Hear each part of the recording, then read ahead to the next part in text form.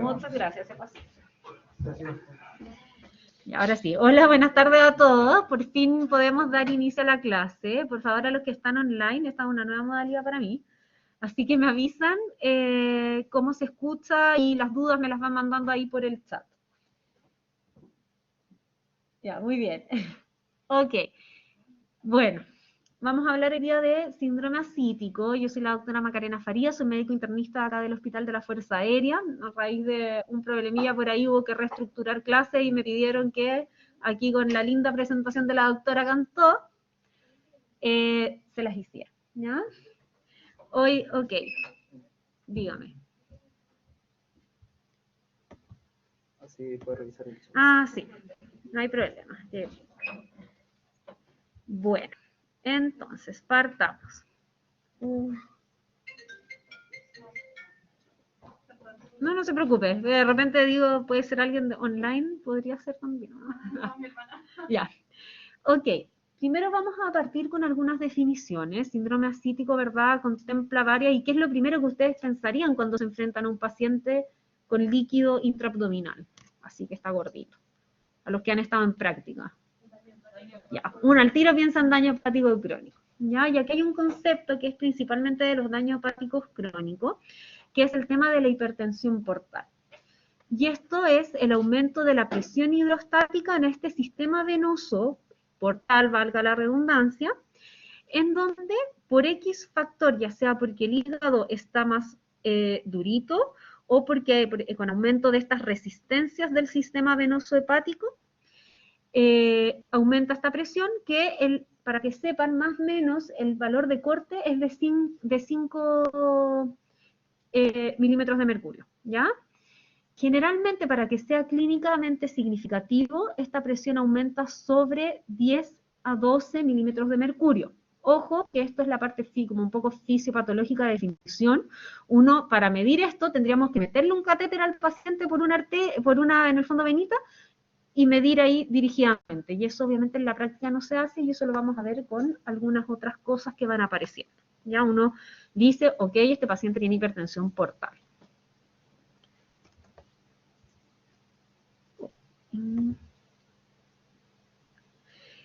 En cuanto a por qué se produce, ya vamos a tener, ¿verdad?, como primer evento este incremento en la resistencia y dos, un aumento en el flujo portal.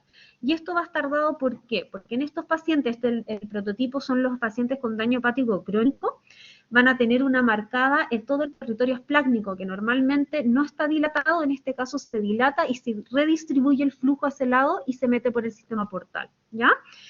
Y esto va a generar esta hipertensión portal, vasodilatación esplácnica concomitante para tratar de aliviar esta hiperpresión, ¿ya? Y va a llevar a la hipovolemia efectiva. ¿Qué va a pasar en el fondo? Que a nivel de mis arterias, el riñón va a sensar que tengo menos cantidad de sangre o volumen a nivel de las arterias, ¿ya? Y esto va a llevar finalmente a la activación, esto lo van a ver, este año están en fisiopatología, ¿no? Ya. Esto va a llevar a la activación de diversos sistemas, por ahí ya les podrá empezar a sonar el sistema de la renina, angiotensina, aldosterona, que aparece hasta en la sopa, y el sistema de la hormona de la ADH, ¿ya? Y todo esto me aumenta mi flujo portal. Y como pueden ver ahí, este es el clásico, en el fondo, como veríamos en anatomía patológica, un hígado más bien con múltiples nódulos y que en realidad está más fibrótico, ¿ya? Ok, ahora nos vamos al lado de qué es la ascitis, ¿ya? Tal como les podrá sonar, es la presencia de líquido en la cavidad abdominal, líquido libre. Y esto se va a aparecer en el fondo cuando hay un desbalance a nivel ya sea de la presión oncótica, de la presión hidrostática, de la formación en el fondo de activa de líquido y su reabsorción. Es decir, también si se me tapa en el fondo la cañería, por así decirlo, la parte linfática, ese paciente también va a tender a ser ascitis. Ya vamos a ver varias causas. Como bien les había adelantado, el clásico prototipo de los síndromes ascíticos son el de la hipertensión portal por el daño hepático crónico. Y como pueden ver ahí, es más o menos hasta un 80% de los síndromes ascíticos. Pero tenemos que tener claro que existen otros procesos que no van a ser dependientes de hipertensión portal, que van a generar el síndrome ascítico. Y dentro de eso hay, por ejemplo, algunos cánceres. ¿A alguien se le ocurre quizás qué cáncer o que lo hayan visto quizás en alguna práctica? Ya, el páncreas, por ejemplo.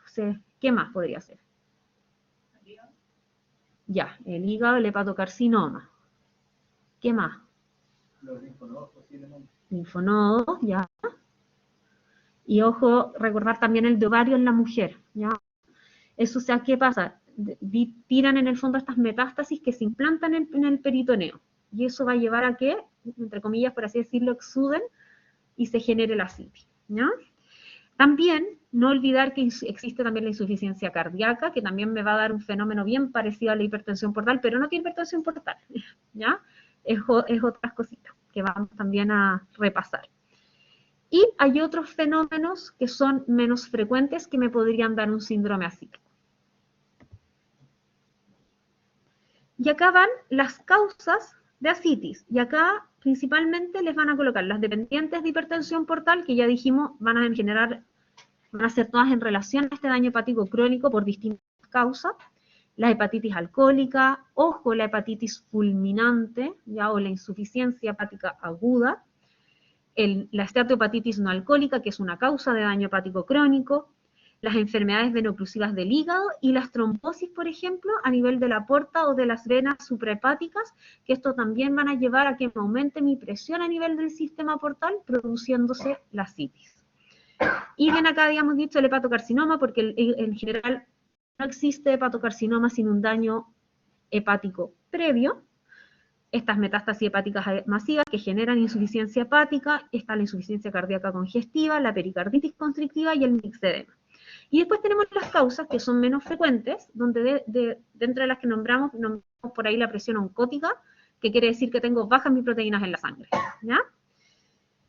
Y eso principalmente dado en la desnutrición, dado por el síndrome nefrótico. ¿Les suena algo del síndrome nefrótico? ¿Pasaron ya? Sí. Ya, perfecto.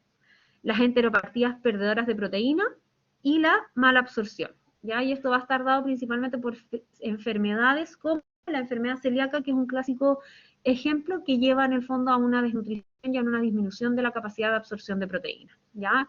En estadios bastante más terminales que una enfermedad celíaca común y silvestre, ¿ya? Otras causas, aquí dijimos la ascitis linfática, como bien me dijeron, neoplasias que en el fondo que alteren el linfonodo, y dentro de eso tenemos las linfomas, las neoplasias abdominales, la linfactasia congénita, causa bastante más rara y que no la solemos ver mucho en adultos. Y por rotura, que por ejemplo un paciente que tuvo un trauma en una cirugía y postquirúrgico, le pasaron ahí a llevar los conductos linfáticos y partió con la ascitis, ¿ya? Sobre todo cuando estamos hablando de cirugías oncológicas más radicales, habitualmente. Irritación peritoneal, cuando hay una peritonitis infecciosa, ya sea primaria o secundaria, ¿ya? Las tuberculosis no se nos puede, si bien hoy en día en nuestro medio son menos frecuentes, tenemos mucha inmigración donde la TB es un problema, la TB extrapulmonar es un problema. Bueno, y en Chile cada vez más por lo demás, ¿ya?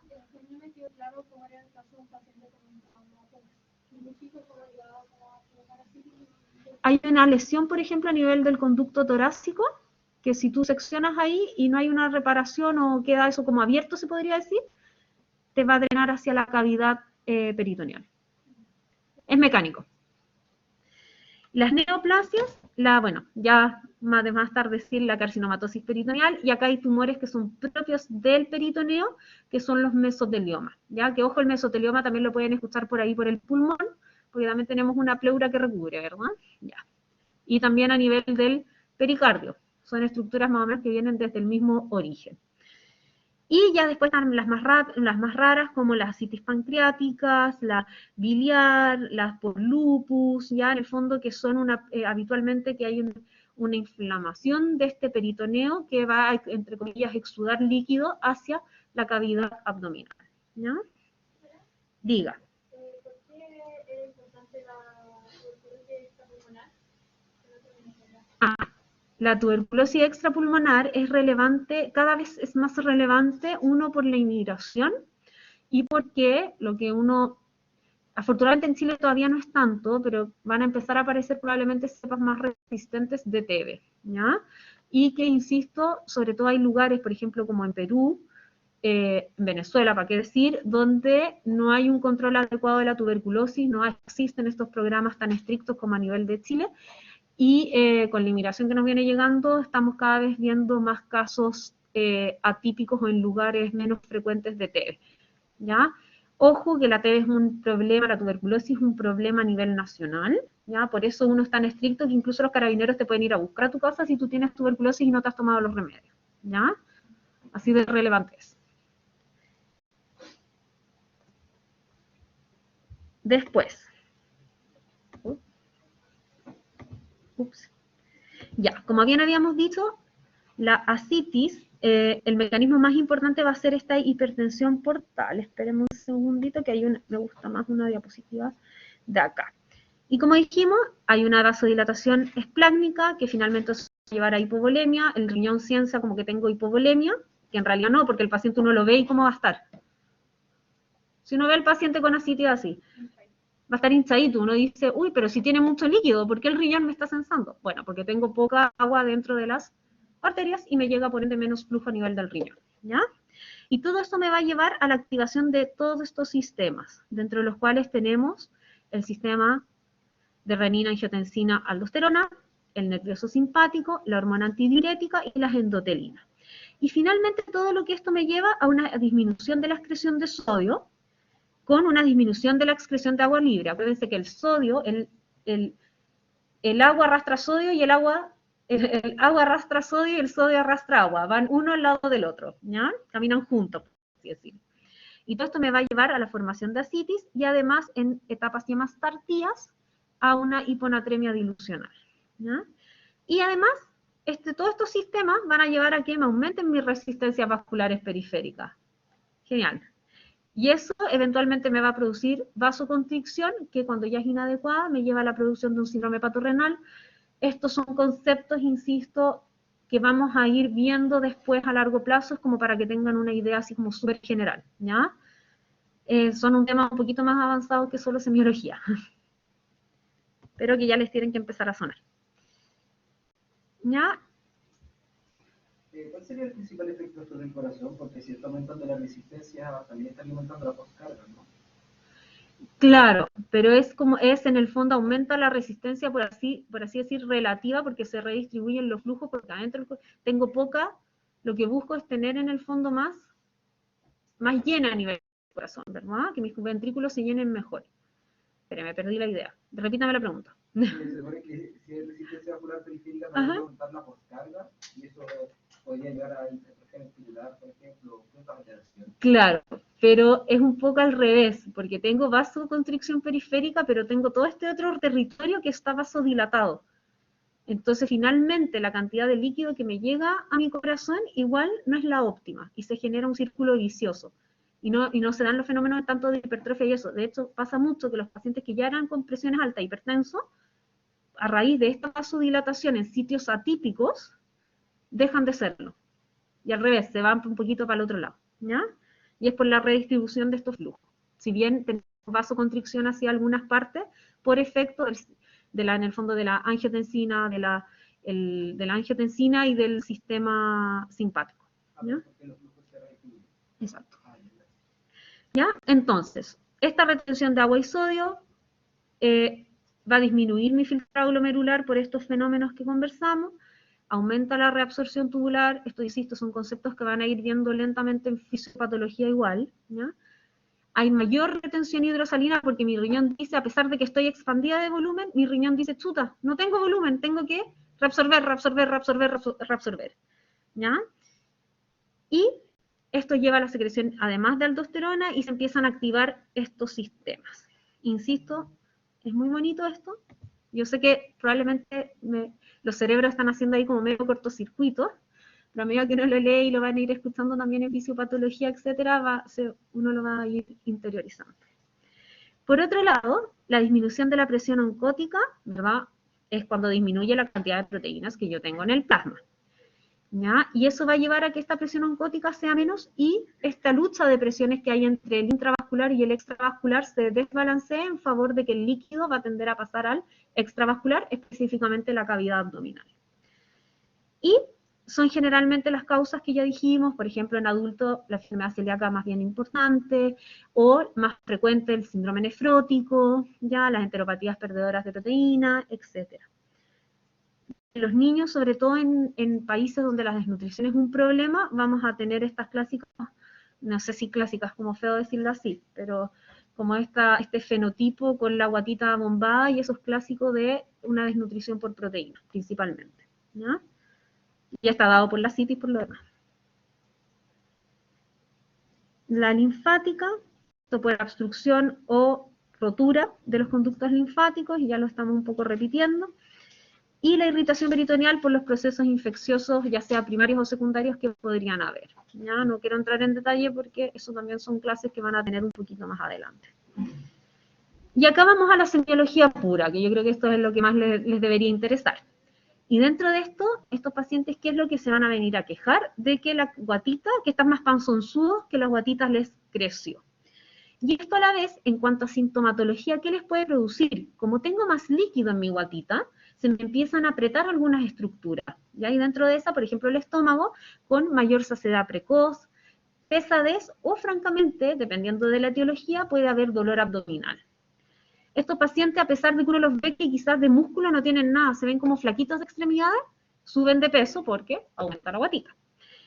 Hay edema de extremidades y, ojo, que estos pacientes no necesariamente solamente de extremidades, a veces hay pacientes que pasan mucho tiempo sentados con las extremidades más bien elevadas o al mismo nivel, y esos pacientes, ¿dónde se les va a ir el edema? Principalmente al escroto en los hombres y a nivel sacro, ¿ya?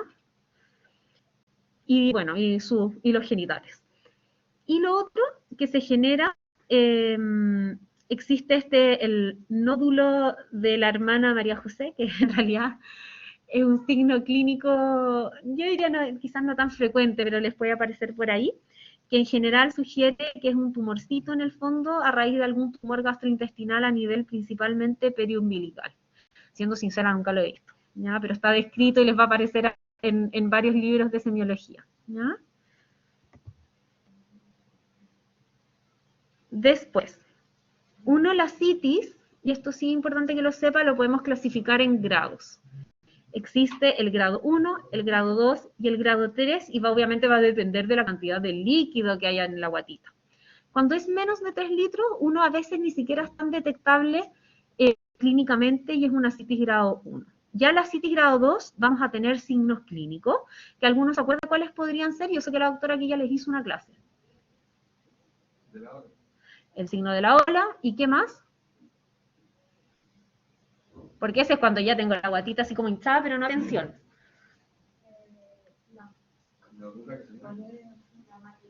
Matidez desplazable. ¿Ya? En el fondo yo lo toco quizá al paciente en decúbito, le busco la matidez, lo pongo en decúbito lateral, busco la matidez y obviamente se va a desplazar por gravedad.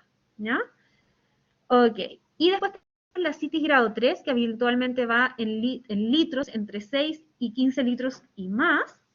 Y estos pacientes son los que uno a veces puede tocar ya a tensión. ¿Ya? Como les decía, en general la citis grado 1, cuando es muy poquito, no es clínicamente muy perceptible. De hecho, está visto que incluso en mano experimentada, más o menos como un 40% nomás detectan realmente la citis. ¿Ya? Por eso yo les digo que más bien a nivel de la citis grado 2 es cuando ya obviamente es muy evidente. Y eso habitualmente con ecografía uno dice, ok, tiene ascitis. O me apareció como hallazgo incidental en una ecografía. ¿Ya? Lo van a leer en los libros, los signos físicos más o menos desde los 1500 para arriba. ¿Ya? Dígame, Carlos. ¿Había dicho que grado 2 era evidente con ecografía? No, en la grado 1 ya puedo ver líquido en la cavidad intraabdominal. Con eco. 2, ya clínicamente eso cualquiera de nosotros lo deberíamos poder detectar. Si bien en los libros van a leer que sobre 1500 uno podría tener algunos signos, pero como les decía, los semiólogos, lo que está visto de los signos, más o menos un 40% detectan las ascitis grado 1. Ya no es tan buena la estadística. ¿Ya? Visible a los pueblos sería grado 3. Claro, ese ya uno lo mira y dice, sí, tenemos ascitis. Y obviamente cuando ya está tensión, que en el fondo le influye en la mecánica ventilatoria, etcétera, bueno, se llama citis a tensión por lo demás. ¿Ya? ¿Ya? y así lo podríamos ver, ¿ya? Este es un bobito que está desnutrido y esto ya es una paciente adulta, probablemente en contexto más bien oncológico, ¿ya? No se le ve tanta circulación colateral, que es algo que uno debería, ¿verdad?, entrar a buscar, ¿ya?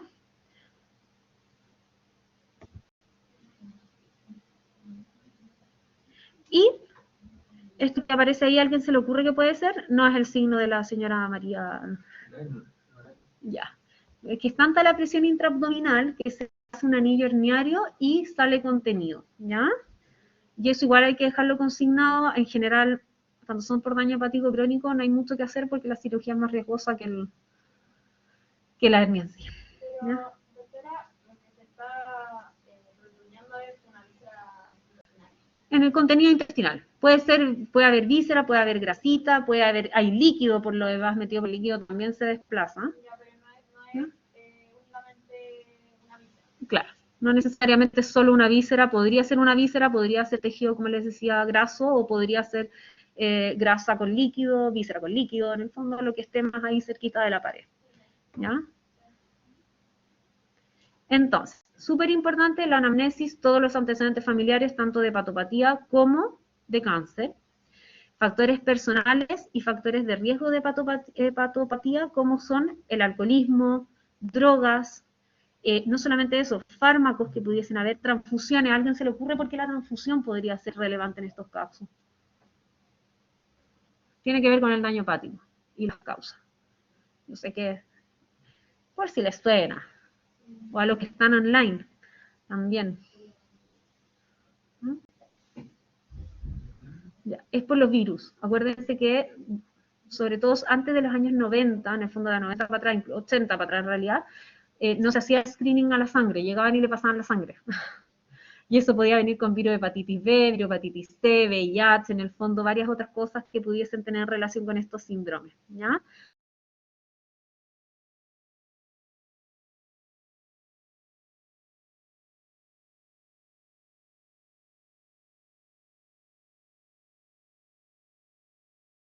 El tabaquismo,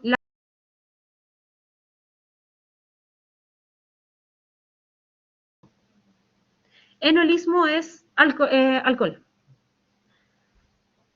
¿ya? Y obviamente tatuajes, piercing hechos sin las condiciones de esterilidad adecuadas, la promiscuidad. ¿Alguien sabe cuánto uno se considera una persona promiscua? A mí me impresionó, debo decirlo. ¿Ah? Un poquito más.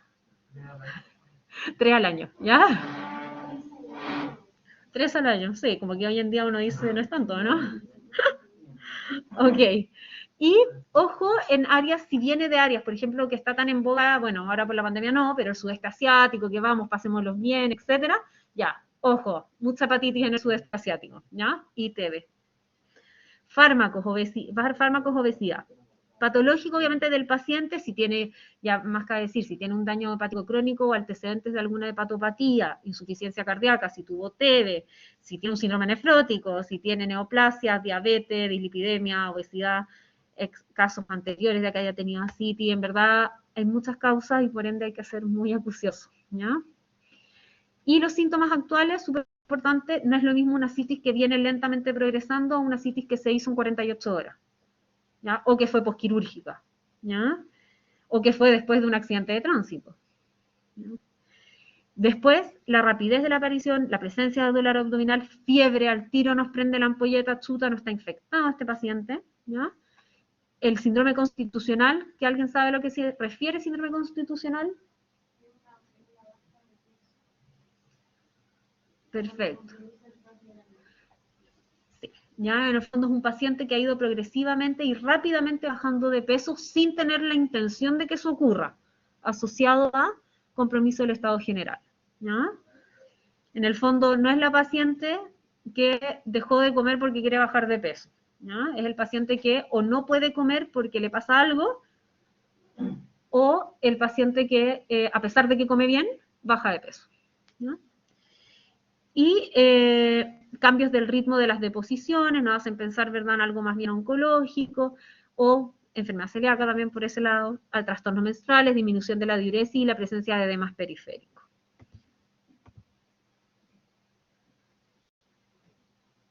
Ok. Tenemos varios diagnósticos diferenciales, ¿ya? De que no sea solamente una guatita gordita por líquido intraabdominal, sino que pueda tener otras cosas. Y a veces, en los que más cuesta detectar, ¿a quién se le puede ocurrir que puede ser? Que uno los ve en la calle. Los obesos, ¿ya? En el fondo que la capa grasa sea tan grande que uno no pueda realmente distinguir si es solo la grasita o es que está o es que tiene una citis real, ¿ya? Sobre todo estamos hablando IMC importantes, sobre 35, sobre 40. ¿Ya? Otro, ojo, cuando hay mucho meteorismo, ¿ya? Uno toca y está súper timpánico y uno dice, chuta, ¿tendrá realmente ascitis o será puro aire? ¿Ya? Hay pacientes que tienen ciertas condiciones que lo producen o usan ciertos fármacos que producen mucho meteorismo. Bueno, el edema de la pared también podría ser, acá ponen además el neumoperitoneo, ¿qué significa neumoperitoneo? ¿Qué significa? Aire en la cavidad intraabdominal, o aire intraabdominal, mejor dicho. El megacolon, hay varios tumores, uno les palpa y chuta, tiene la media masa, me pasó una vez, 30 centímetros de masa. Y uno decía, pero es dura, ya, es la gran diferencia, acuérdense que la citis es más bien blanda. Afecciones pelvianas, ojo, pacientes con retención urinaria, porque van a tener matidez ¿en dónde? Que es obvio. ¿En qué parte del abdomen van a tener matidez? En el hipogastrio, ¿verdad? Ya, y ese paciente, ojo, puede llegar hasta el ombligo la retención de orina. Les duele. Obviamente.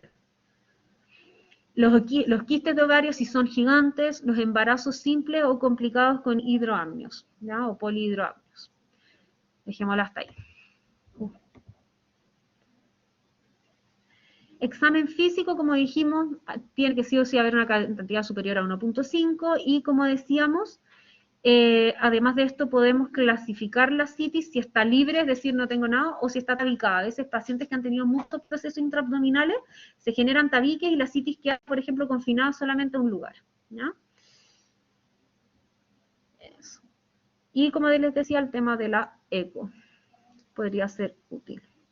Esto es la matidez desplazable, yo que les decía, uno la pone al paciente acostadito, percute, uno lo coloca de lado, vuelve a percutir y uno ve que el líquido se desplazó. Eso es como un signo bastante patognomónico del síndrome ascítico.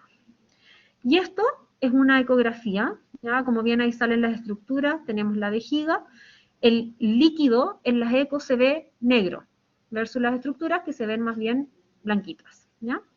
Y todo esto que se ve acá es líquido libre. Y acá incluso en el fondo del saco, que se suele ver más vacío, se alcanza también a ver un poquito de líquido libre. Acá el útero, que esas son las paredes, la salida, por así decirlo, del útero está hacia este lado, ¿no? Y lo que se ve entre medio por ahí es endometrio.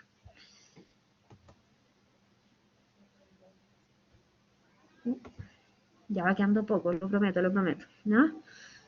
Después, inspección, abdomen aumentado de tamaño, desplazamiento del ombligo, tiende a quedar hacia abajo o aparecer esta hernia. Piel del abdomen está lisa, brillante y se ve como tensita, ¿no? Y por lo demás, cuando uno los drena o mejora con el tratamiento, uno les empieza a ver arruguitas. Ya eso es como una forma también indirecta de saber cuando el tratamiento funciona. Si tiene daño hepático crónico, voy a tener circulación colateral y se ensancha un poco la base del tórax. Se ven como en el fondo como un tonelcito abdominal, ¿ya? Como eso.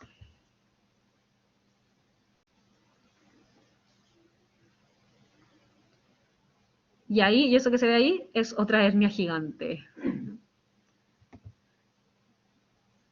Y hemos visto unos que realmente tienen una guaguita, unos pobres, porque les molesta, porque le cuelgan, en el fondo les tira la piel.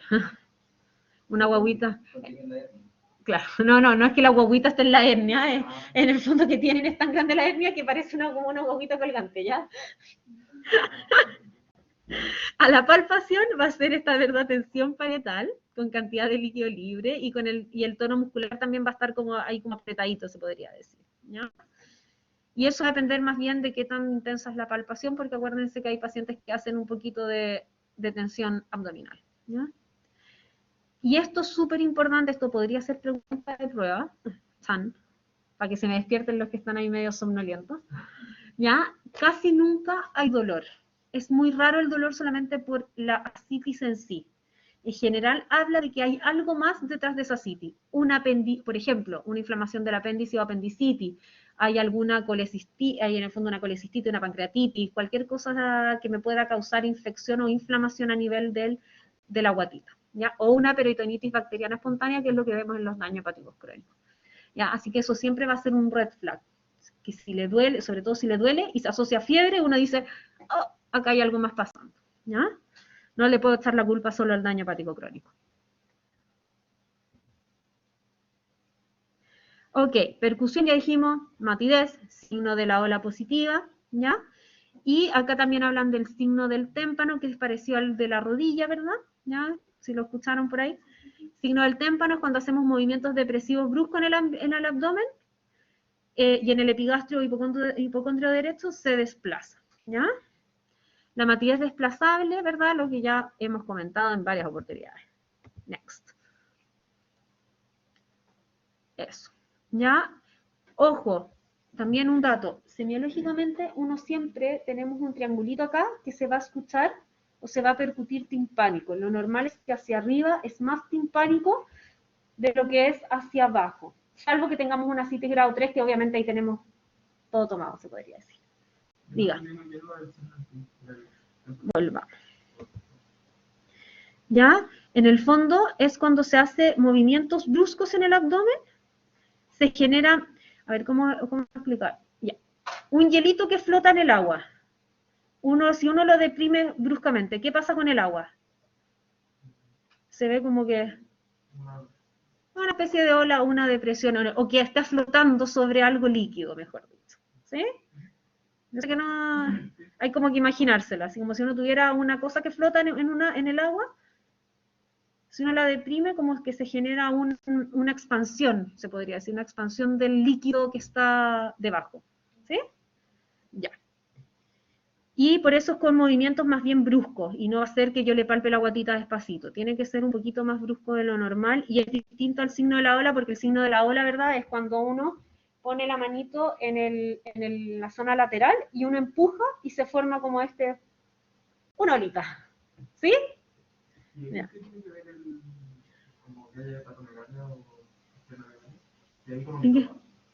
Claro. Se frena como la onda expansiva así del tsunami, se puede decir. Ok. Matidez desplazable, ya lo dijimos. Y... Uy, eso.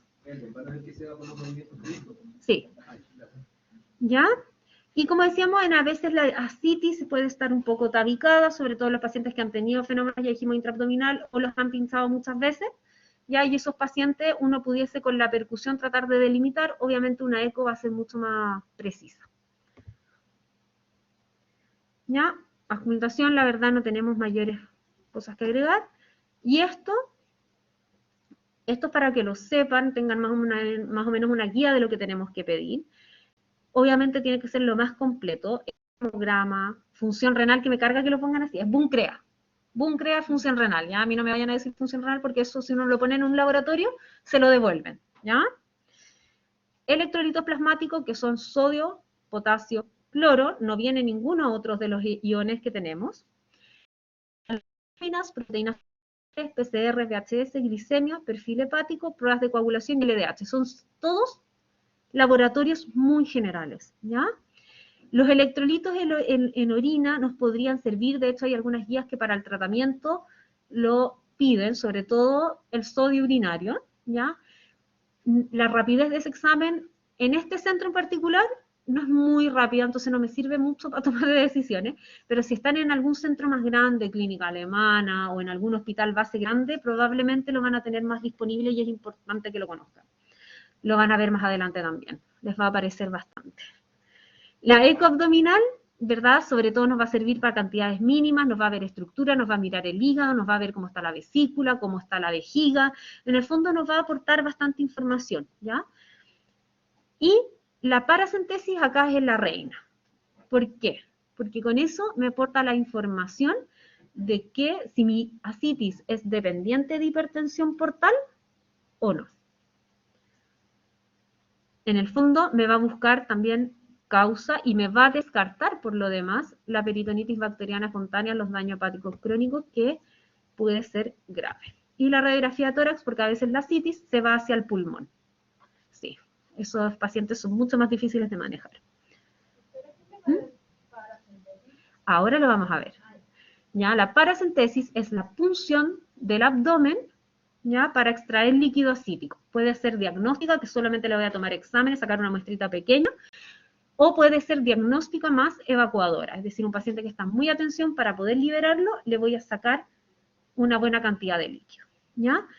Contraindicaciones, hay algunas, principalmente la presencia, no les sé si les va a sonar mucho, pero de la coagulación intravascular diseminada, que en el fondo se genera una coagulopatía importante, ¿ya? O, por ejemplo, infección en los sitios de punción.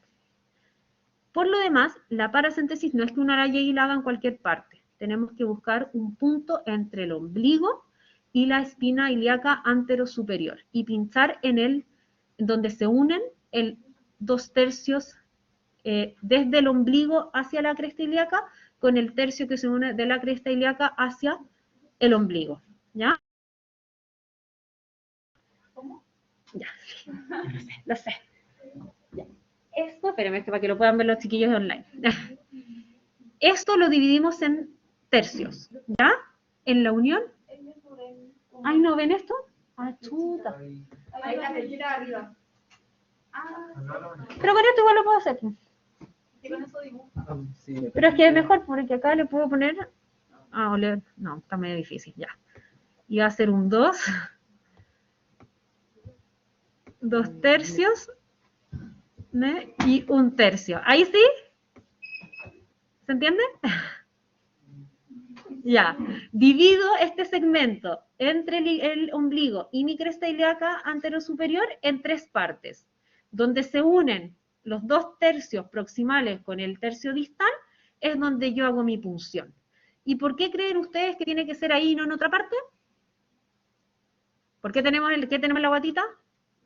Vísceras.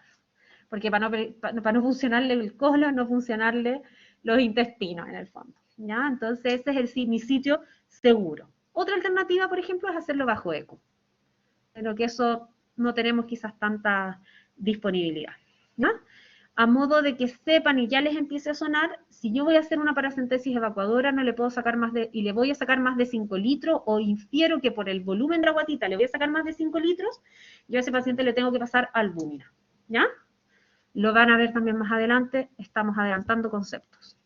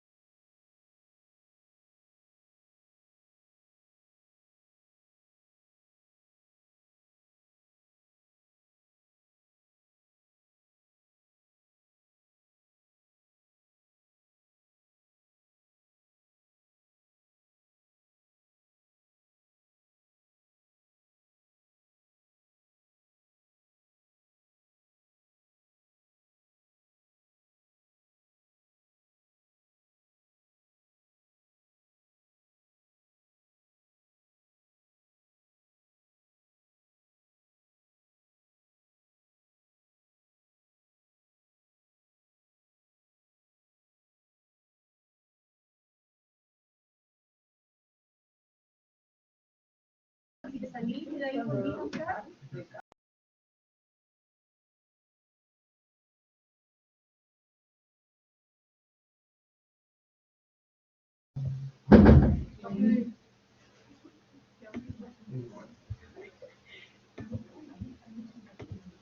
Habría que preguntar si se escucha en casa porque... ¿Ahora sí se escucha? Ya, ya. Pero ahí había una pregunta de cuál era la contraindicación.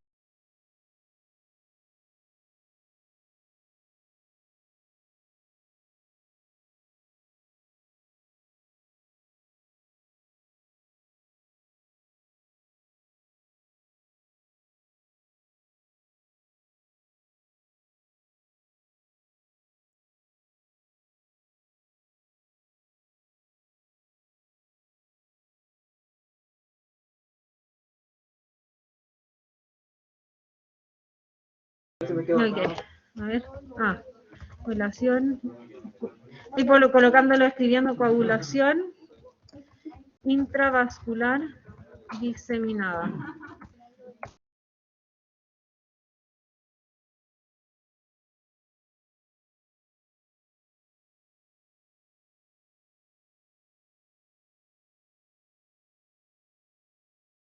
Infección y la coagulación intravascular diseminada. Doctora, Dígame. ¿el sitio de punción, como que uno lo ve hacia el ojo o no? Esto me preguntan acá si uno ve el sitio de punción un poco al ojo, y en el fondo uno lo que tiene que preocuparse es palpar ambos sitios y hacer la unión. ¿Ya? Idealmente no rayamos porque eso después le tenemos que colocar líquido aséptico y se te va a perder. Y después lo que uno hace con la papulita, con la lidocaína, marcas el sitio de punción exacto. Aparte que vas a estar vestido, todo se hace con técnica estéril, ¿ya? Si bien en la foto no lo ponen, uno pone un campo quirúrgico además, ¿ya? Ok. Ay, un poquito para terminar, ¿ya? Ok. Y como les decía, uno usa un trocar, a veces no hay trocar y uno busca la aguja más gruesa que uno encuentre, una 14 o una 15 que le llaman, y con eso, sobre todo si es diagnóstica, andan. Si no, uno tiene que pedir un trocar para paracentesis, que es un poquito más anchito y eso permite evacuar mejor sin que se tape. Porque la aguja, acuérdense de la parte metálica, uno la saca, queda solamente la parte plástica y eso a veces con la presión a medida que va bajando la guatita, se contrae, en el fondo los tejidos la aprietan y deja de salir, ¿ya? Y este es un líquido que en realidad se ve bastante normal por lo demás. Se ve medio amarillento citrino, no se ve purulento, ¿ya? Y siempre evaluar cómo sale ese líquido y la consistencia. Cuando está muy purulento, puede salir hasta como una leche condensada, ¿ya? Esa es la máxima expresión por lo demás. Por supuesto.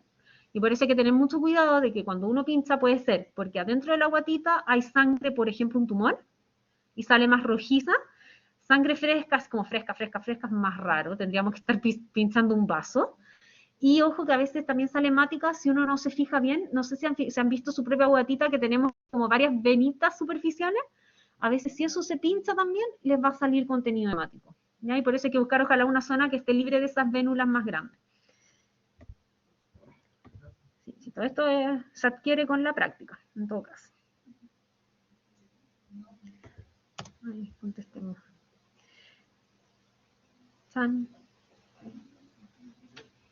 Bueno, y con la paracentesis, uno lo que busca, se piden varios exámenes, ¿ya?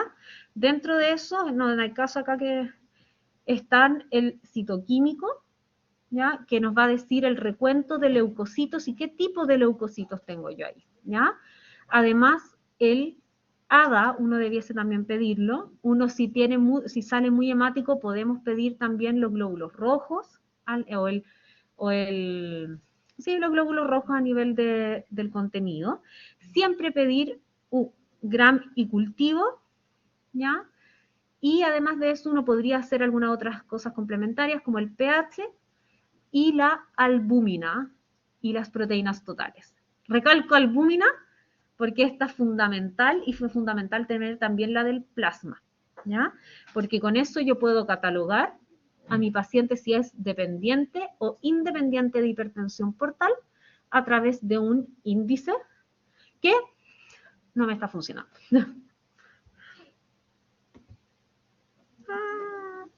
Ya, a ver si la anterior, ahí, ya.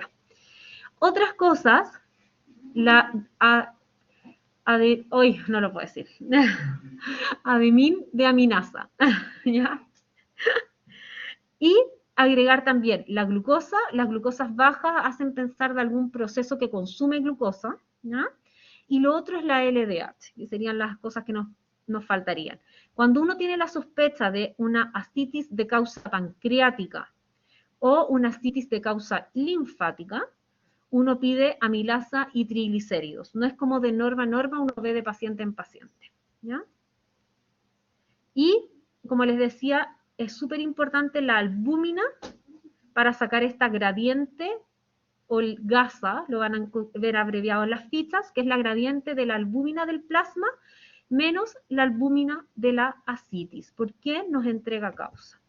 Con todos estos elementos, uno habla de que, si bien en este no es tanto como en derrame pleural, uno igual podría clasificarle esto si es un transudado o un exudado, ¿ya? Y las causas son distintas. Todo lo que es parecido al plasma va a ser un transudado versus todo lo que exuda va a ser un exudado, ¿ya? Y en esta tablita pueden ahí ver un poquito las diferencias. Y la celularidad es importantísima, ¿ya? El recuento de polimorfos nucleares. Eso.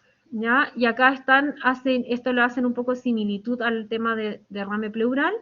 Insisto, si bien se ve y se pide y lo hacemos el análisis, muchas veces no es lo que nos va a cortar quizás tanto el queque, pero lo tienen que conocer, ¿ya?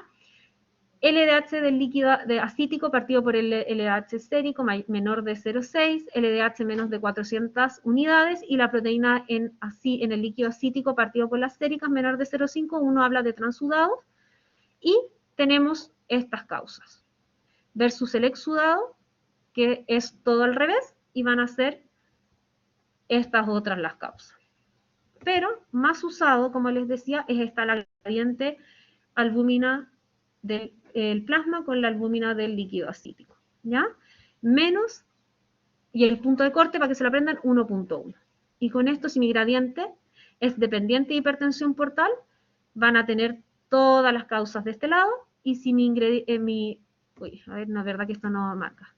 Van a tener todas estas causas, versus si mi gradiente es menor de 1.1, van a ir más bien las causas de tipo carcinomatosis, TBC, ascitis pancreática, ascitis biliar, infarto intestinal, que serían las anginas mesentéricas, o más bien que ya pasaron el tiempo de la angina, ¿verdad? La obstrucción, propiamente tal, y los síndromes nefróticos. Doctora, diga. Si era sobre 1,1, era por hipertensión portal, es dependiente de hipertensión portal, ¿ya? Y menor. Es independiente de hipertensión portal, ¿ya? En el fondo, su fisiopatología no va por el lado de la presión portal. Ese es el concepto. Después esto le echan una listita más, pero cada una de estas distintas causas van a dar distintas características, ¿ya?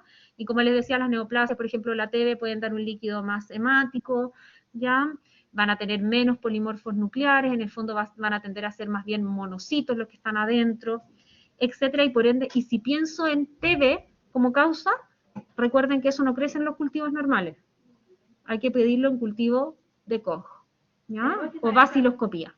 ¿Tenemos que saber esta tabla de memoria o...? Es una guía, no se las voy a pedir de memoria, ¿ya? Pero sí leanla con tranquilidad, porque en realidad cuando uno hace la paracentesis uno dice, uy, este líquido salió de tal forma, podría ser esto, agreguémosle a la orden esto, ¿ya?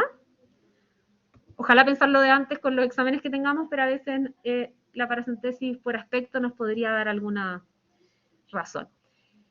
Bueno, y terminando ya, se los prometo, síndrome hepatorrenal es una complicación, la peritonitis bacteriana espontánea y la hiponatremia dilucional son complicaciones en síndromes ascíticos derivados de hipertensión portal por daño hepático crónico, ¿ya?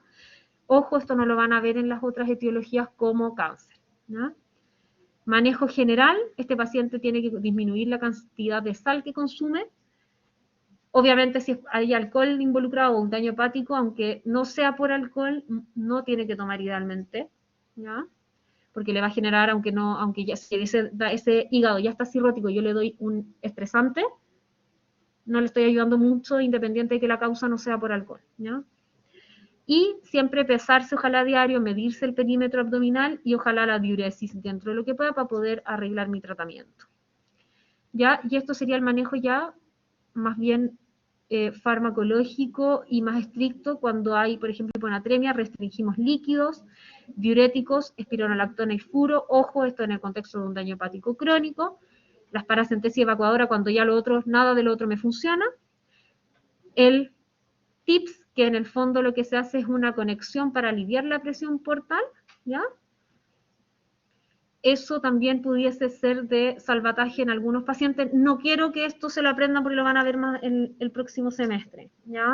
Aparte, por lo menos, el TIPS y todo esto, la verdad es que manejo súper específico, déjenlo stand-by, ¿ya? Y por último, el trasplante hepático. Diga. Dice ahí restringir los líquidos y 1 a 1.5 líquido total, de volumen total. Eso contempla lo que yo como de líquido por alimentación, más lo que consumo como agua. ¿Ya? Pero solamente si hay hiponatremia. Ya. Súper. Gracias.